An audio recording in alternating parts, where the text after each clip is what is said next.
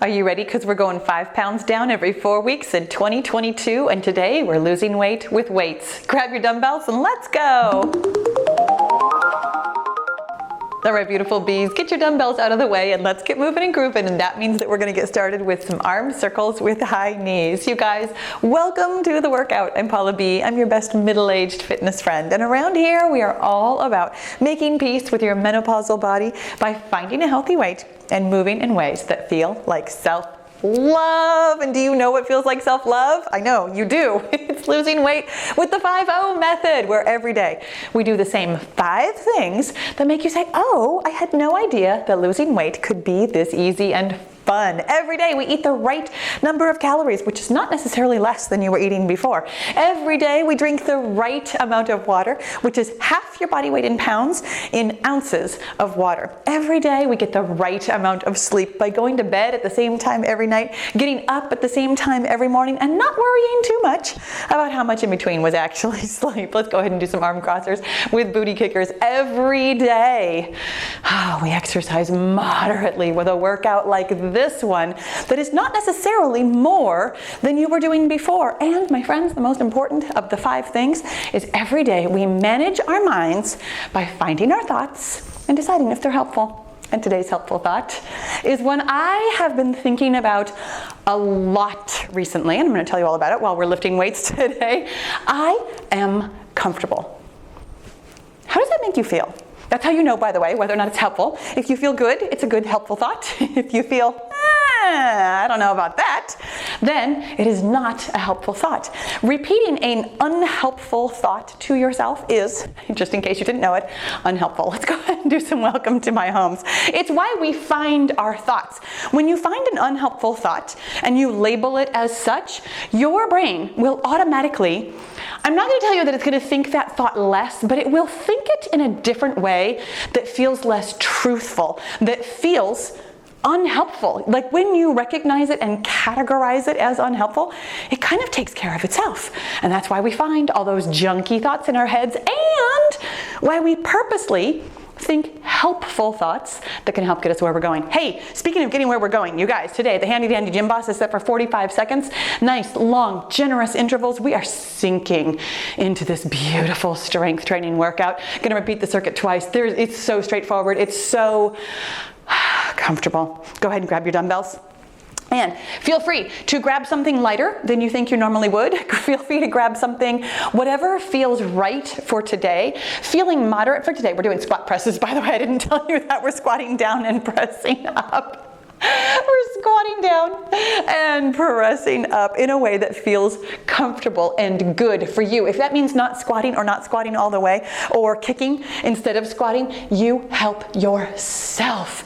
My friends, let me tell you something about feeling comfortable. I've noticed really recently, by the way, when it beeps again, we're going to do cross-body crunches. I've noticed that I have some old habits that are creeping in lately. I gave up a lot of my phone games a long time ago. I used to joke all the time about playing Candy Crush. I haven't played Candy Crush in like a year and a half. Here we go with cross-body crunches. Elbows out to the side, opposite elbow towards your opposite knee, crunching in the middle. I stopped doing Candy Crush like a year, 2 years ago, like a while ago. And then somewhat more recently, I gave up Homescapes, which is another one that I used to play for hours on end. And I had really stopped playing on my phone very much, and I realized I've been playing on my phone a lot lately. By the way, when it beeps again, we're going to do deadlifts.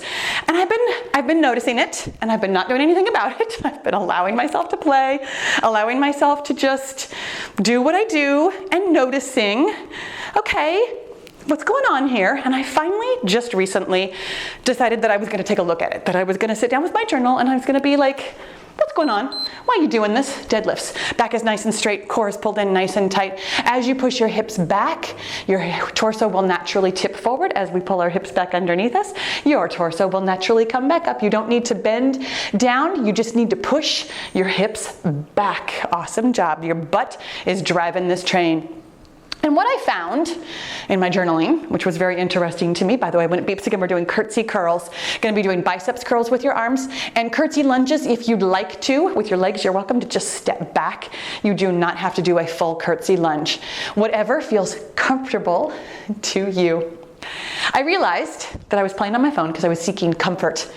And I thought, okay, that's interesting. What am I seeking comfort from? Elbows locked right into your waist. I'm gonna step so far forward so I don't kick anything. We'll see how that goes. Curtsy curls. Nice and gentle on this one. Core is pulled in nice and tight. Having your elbows next to your waist really helps you, I'm gonna say isolate, even though nothing actually isolates your muscles, but it does help you actually use your biceps as opposed to your shoulders or something else. When it beeps again, we're doing letter X's, standing with your core pulled in tight. We're gonna make the top of a letter X and the bottom of a letter X.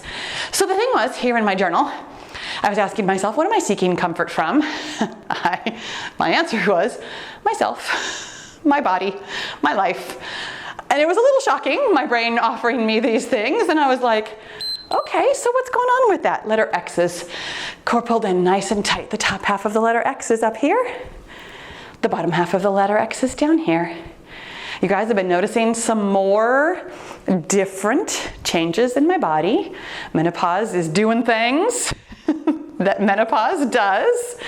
And I realized that I had unintentionally, without noticing it, been thinking, I feel uncomfortable. I don't like this. I don't like what's happening. When it beeps again. We're doing a front raise, side kick combo.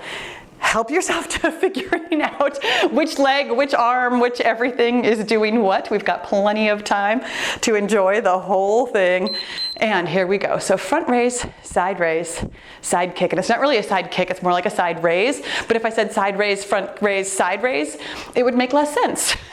But know that you're not really trying to kick with any sort of power. You're squeezing from the side of your butt to bring that leg up and out while one arm lifts forward, one arm lifts out to the side. When it beeps again, we're going to be doing triangles. And so here's the thing that I found myself doing, as we all do. I was seeking comfort by doing something rather than by finding comforting thoughts. My friends, the only reason you feel anything, any kind of an emotion ever, comfortable, uncomfortable, happy, sad, whatever, triangles. So one hand goes up, feet are almost uncomfortably wide. The other hand goes rolling down the side wherever you can get to. I'm actually not gonna go quite that far next time. That felt like a little bit too far today, and right there feels about right. That feels comfortable for today's body. Today's body does things differently than yesterday's body, last week's body, last month's body, last year's body. When it beeps again, we're gonna do a step back front fly. Hands are gonna be out to the sides at about shoulder height. Well, actually, they're gonna start at your chest, and then we're gonna fly them open out to the sides as we step back 1 foot at a time. Lots of coordination today, by the way. I don't know if you noticed, elbows out, step back and fly. Step back and fly. We're not trying to get a ton of these done. We're going to get plenty of work done over the course of our time together. I promise. If you need to have your hands down in between, totally okay.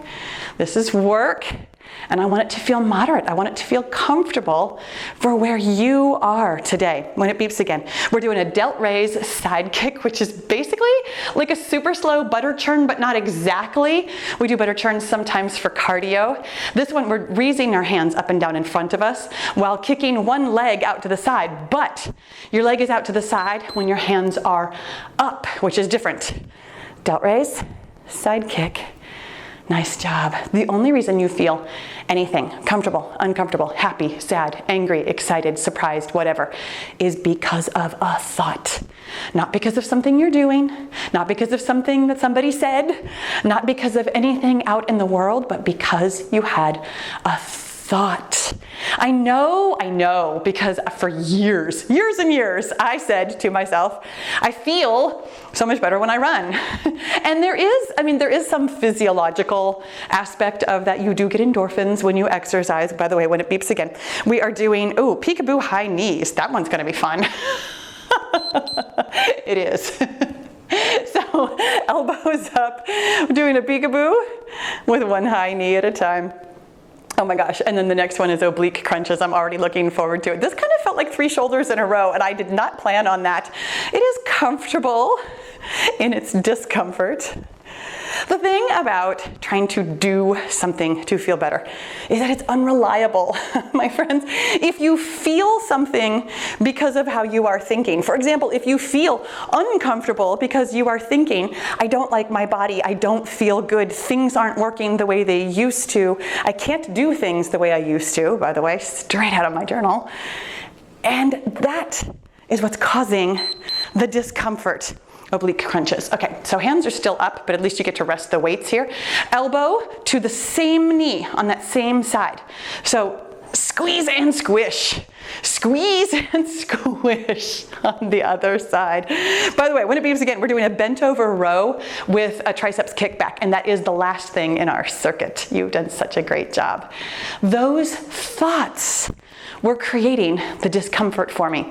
And me, going back to playing on my phone, was actually not more comfortable at all. In fact, I mean, over time, because I was noticing it, I was like, Paula, what are you doing? What's wrong? What's going on here?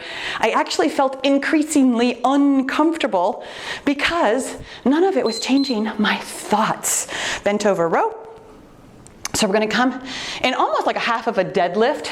You're going to bring those hands directly up to your armpits, and then you're going to squeeze those tiny little muscles back in the backs of your arms to bring your hands next to your hips. Back to your armpits and back down. Once I found those thoughts, now here's the thing, I'm not going to tell you, oh, automatically I felt great and I'm not playing on my phone at all anymore and everything's lovely and rosy and fine. No, not exactly. But it gave me a place to figure out what was going on with me. It gave me the space to listen to what my brain was saying. It gave me the space to be like, oh, I'm not saying very nice things about my body right now. What's up with that? Like why? Why would I say those kinds of things to myself? Hey, let's go back to the beginning of our circuit with some squat presses. Now, when I say why, the fact is it doesn't matter why. I mean, honestly, you know, sometimes I'll ask myself why I'm thinking something, and then it's like, I get the image of, you know, like a Freudian therapist, tell me about your mother. You know, like there's a time and a place to talk about your childhood. There's a time and a place to talk about things that you've been through and things that have happened and stuff like that. Really, what I'm saying to myself when I'm asking why is, why would I waste my time? Like, why would I spend my time telling myself something that feels so uncomfortable that I am then wasting more time by playing on my phone trying to find comfort? Here we go with crossbody crunches. Hands at your shoulders here. Opposite elbow towards opposite knee.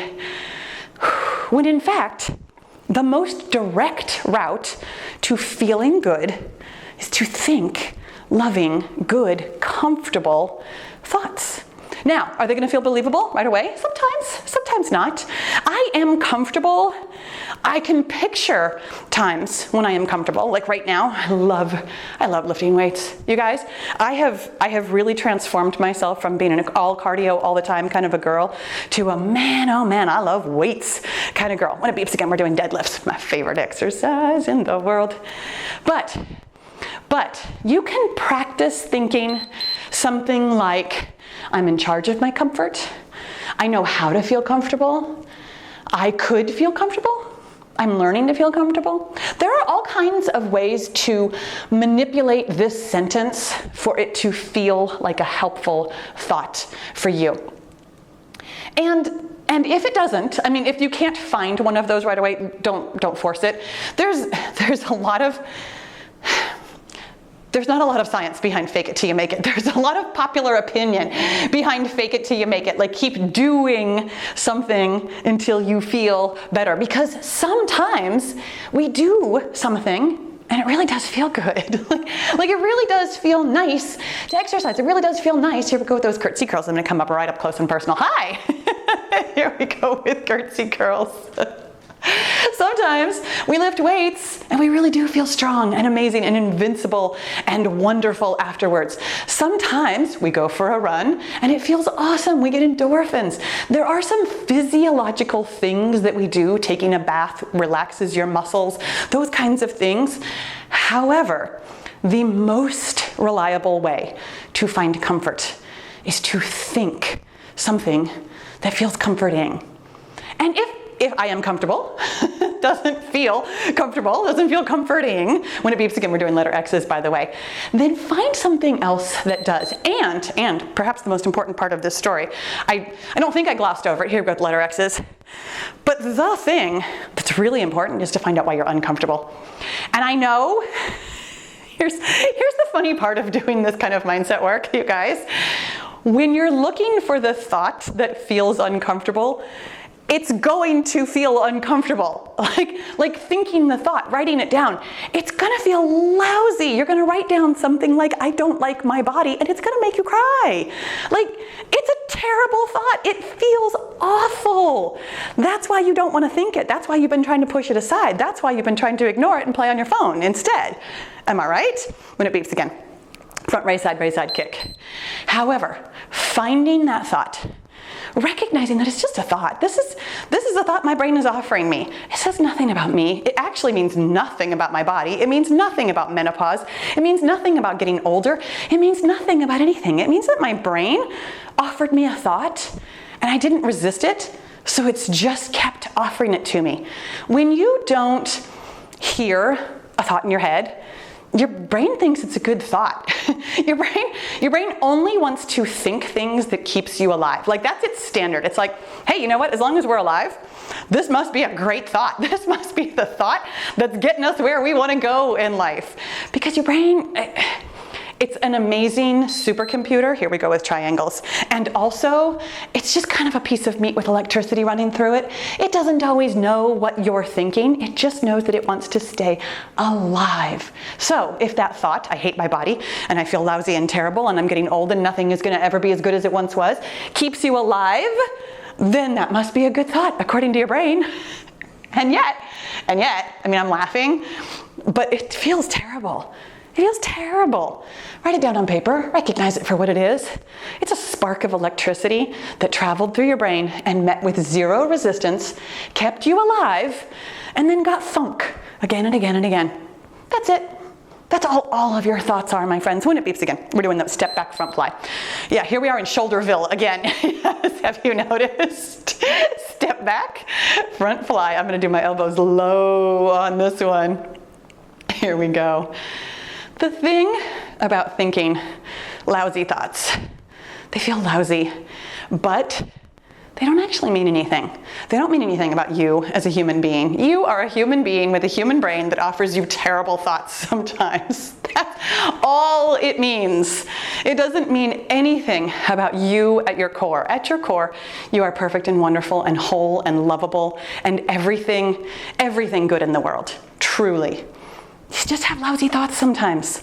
And when you find them and you write them down on paper and you put a big red X next to them, here we go with, oh my gosh, where are we? Delt, raise, side kick.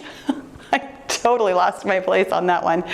When you put a big red X next to that thought for unhelpful, it clarifies to your brain, hey, you know what? Maybe I shouldn't think this thought. Yeah, it's keeping me alive.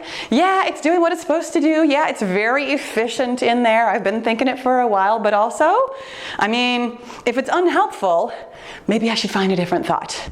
And then that clears out space for you to think a different thought, to think something helpful on purpose. Thinking something helpful on purpose that sounds good. That's how you know it's helpful, because it actually sounds good. It feels good. It feels like, oh, this is very motivating. Peekaboo, high knees. Here we go. I'm just gonna sing my way through these. Peekaboo, high knees. Here we go. The next one is oblique crunches, and we do get to actually put our hands down on our shoulders a little bit. Oh my goodness. My friends, if this does not feel moderate anymore, if this does not feel comfortable, drop your weights. It's right at the edge for me. Like, I can feel it. I don't think I'm gonna be sore tomorrow. I can definitely feel the work, and I might drop them. We'll see. There's only 2 times through this circuit though. That's why we do this 2 times through, so that we can feel the work. We're definitely working our muscles, my friends. We are making strong muscles, strong bones. We're getting good work for our heart, our lungs, our everything. Oblique crunches, hands out to this, or elbows rather, out to the side. Hands right there on your shoulders. Squish and squeeze. Squish and squeeze. Oh my gosh. Really working on one of my least favorite types of movements, bringing that knee out to the side rather than up in front. You see that I'm bending over to the side a little bit, trying really hard not to crunch forward. I'm standing up straight and tall and squeezing my side butt to open up my hip, as well as squeezing down through the middle, getting those obliques. Obliques, by the way, it's your girdle. It's the side of your abs. When it beeps again, bent over row with a kickback. Our last exercise. Whew. Doggies. Okay. Whew. Okay. Bent over, row with a kick. This is right on the verge of not being comfortable, huh? I know.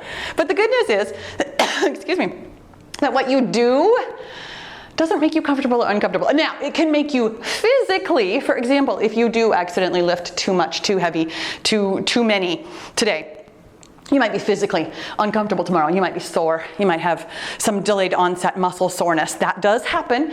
So sometimes things you do make you feel physically a certain way. Emotionally, the only way you feel anything emotionally is because of your thoughts. My friends, when it beeps again, oh, we are done. We're not quite finished. We're doing Drinky Birds. I know you're excited about this. Find something to stare at. We're going to tip on over. And the reason we tip over is because we're pulling that leg up behind us. You should feel this work in your butt. You're squeezing from your butt to lift your leg up behind you. As your leg lifts up behind you, your torso can't help but move forward.